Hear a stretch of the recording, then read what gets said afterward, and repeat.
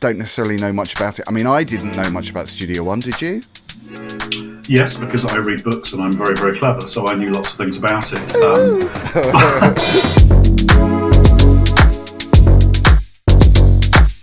Okay, so we're talking about a documentary today called Studio One Forever. We are Boys on Film. Chris is here. My name is Phil. Good to see you, Chris. How are you?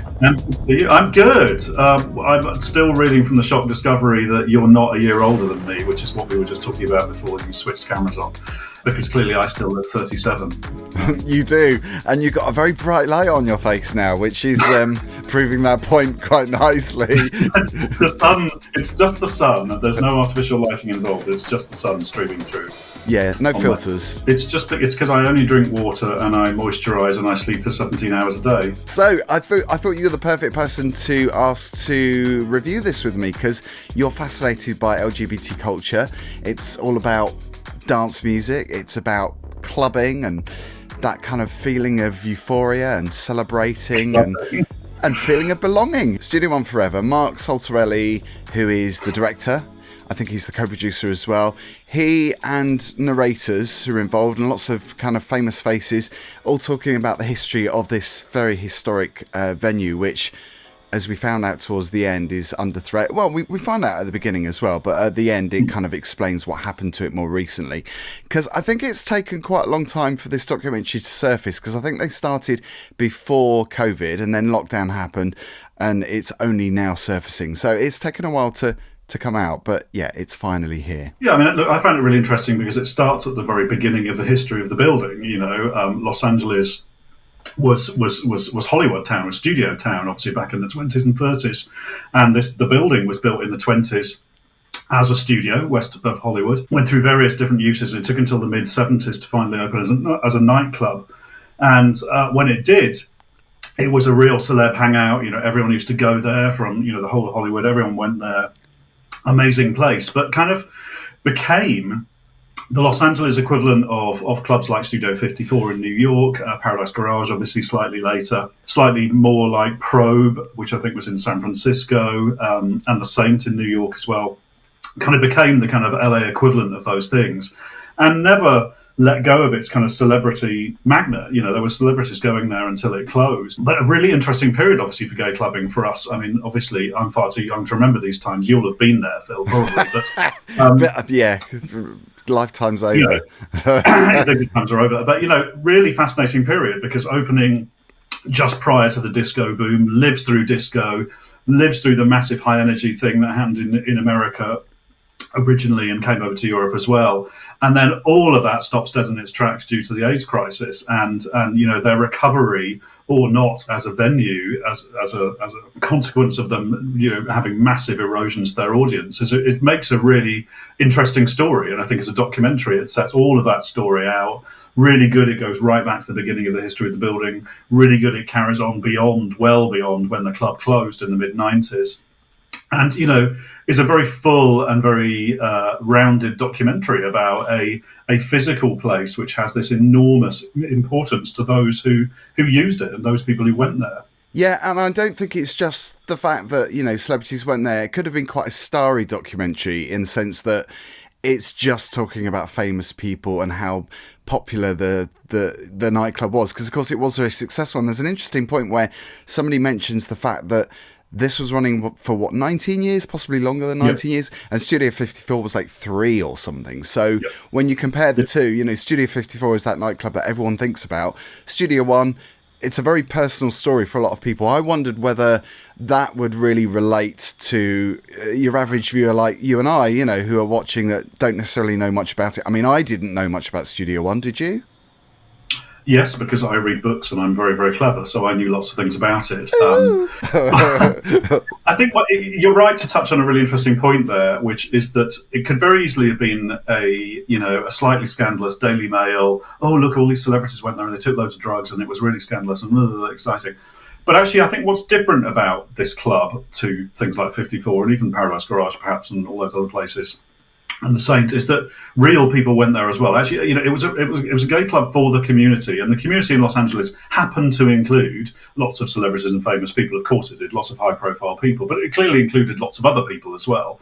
And, that studio town, Los Angeles is clearly a place where all these communities collide and they all socialize together and they all do these things together. So there's actually something quite accessible about it as a story, because look, the people you're hearing from for the majority of the story are people who were just patrons of the club, ordinary people, and the barman and people like that, people who worked on the door, stuff like that. Ordinary people who just rubbed up against famous people. And, that makes it very relatable, actually. It's a story about a thing that was for the community. Yes, lots of that community were famous, but lots of them weren't. And, it was a loss to all of them when it closed. And it was a great thing when it opened for all of them, universally. And also one of the most important things I think about this is that it's obviously a place that was a community for people, very important place, because people felt themselves. There was a lot of homophobia back then. And, people didn't have that freedom and that expression. So this was a real haven for a lot of people that went there. It was a very important place, and that is really highlighted, I think, in this documentary. The people that went there said it was a very special place and fundamental for a lot of people, and very important, because obviously they didn't have that freedom.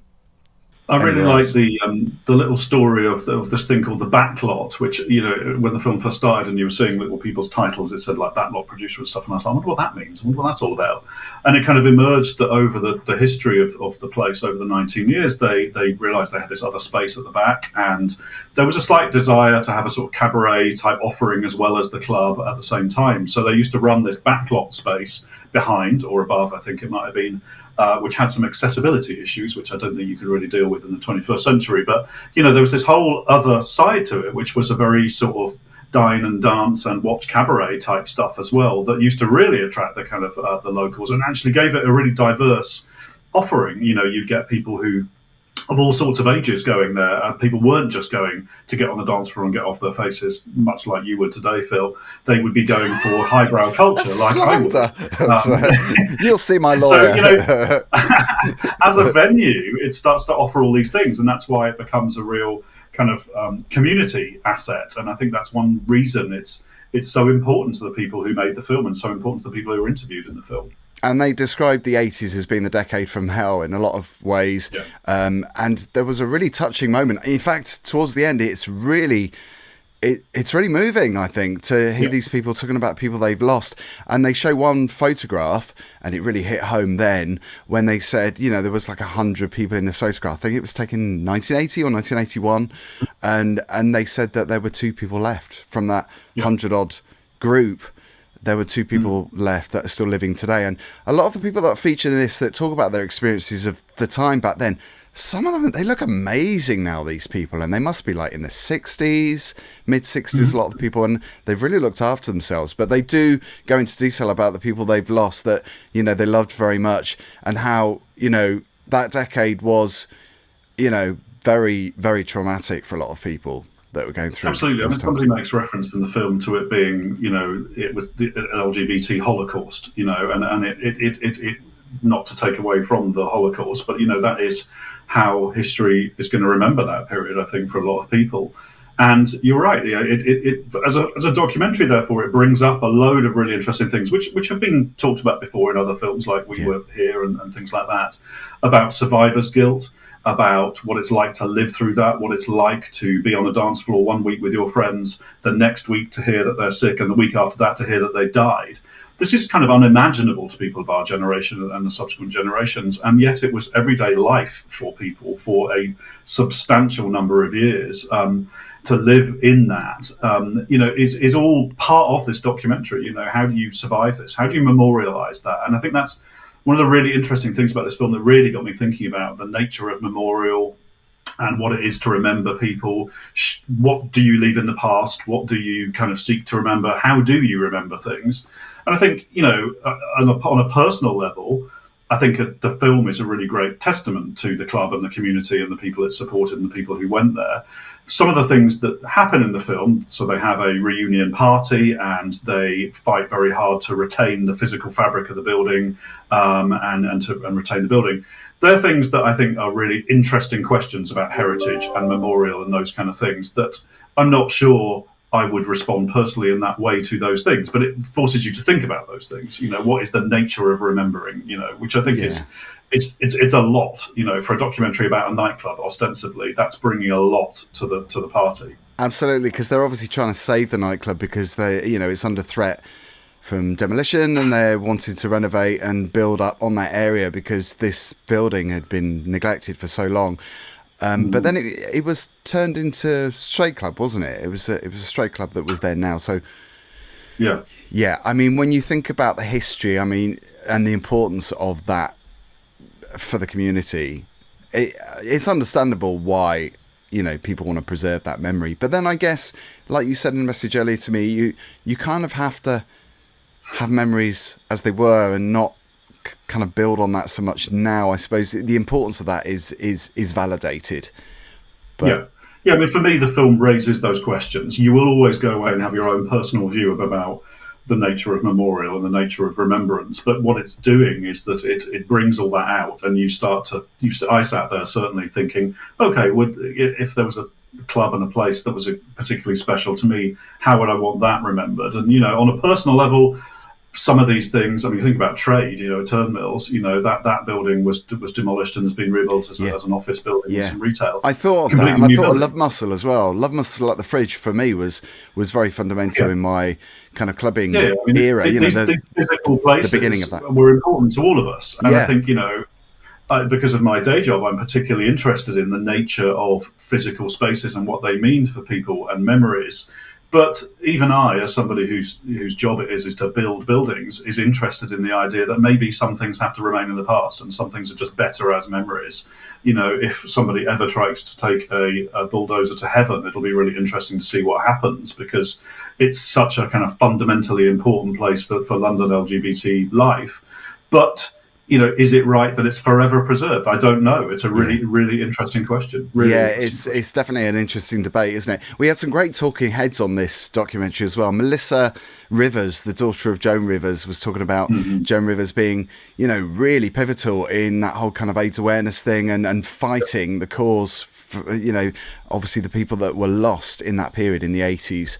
And, Joan Rivers was one of the first celebrities to kind of put her job on the line in a way, because a lot of people were fighting against that, and a lot of people were scared and obviously very, very bigoted about what was going on. And Joan Rivers, was brilliant, and she raised awareness with Sylvester as her guest on her chat show, and obviously being part of the whole charity fundraising thing. Thelma Houston was there because she was performing, and that whole kind of reunion thing that was really touching, I thought. It was great to see this team back. There are lots of really touching aspects of this film. I think for me, seeing a group of people who knew each other to a lesser or greater degree at the time, coming back together and revisiting the place where they all originally met was really moving. Some of those people had stayed in touch, some of them hadn't. Some of them had become lovers. Some of them had been together for like 40 years. Some of them only met once on a dance floor. But these few survivors, for want of a better word, came together again for the documentary. And that's a really moving thing to see. We can all, especially those of us who are old like you, Phil, lots of us can relate to that. What's it like to get back in touch with these people and have them back in your life and remember those times that you used to spend together. I'm going to put you on the ejector seat now. And he's gone. I'm back. I'm still convinced I'm younger than you are.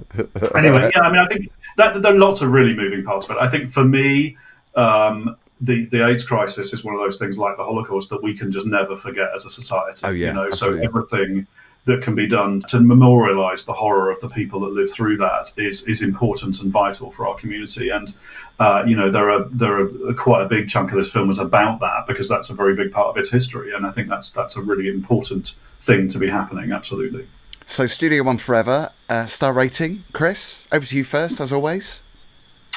As ever, I'm going to say 4 out of 5. I think it's as a documentary, I think it's a great documentary. I think it's a really good storytelling of a moment in history. It brings up lots of these things about the nature of history and the nature of remembrance and how that relates to our community. So, I think there's a huge amount in this film for sure. Yeah, I'm going for 4 as well. I found it a fascinating watch. Didn't know much about Studio One at all before, so I feel like I've been educated. I thought it was moving. There's some real, some really touching moments in this, which makes it a very personal documentary. And like I said before, you know, that might be a negative point for some people because they might think, you know, why should I be invested in this? But actually, I found myself quite invested in the storytelling. I think because it makes you think about some bigger questions. I think that's how I think other people will get a lot from this film. And I also found like I could relate to it as well because I found, you know, certain clubbing experiences when I was younger really important as well because I just come out and, you know, that I think that goes hand in hand with what they're talking about in this film as well. So yeah, good to see you, Chris. I'm going to eject you again now. So bye. Bye. Guess so. Oh, what was that? Yeah, was that you? Possibly me, because my phone's up there. We're going to start this again because the sun's just started streaming through, and look at what it's doing to me. We're going to have to just do this whole thing again. No, we're not. It's so almost like Exorcist style. Carry on, it's fine, isn't it? You've got exactly. You've got that crucifix. You are not using any of this footage. This is going. I might use it.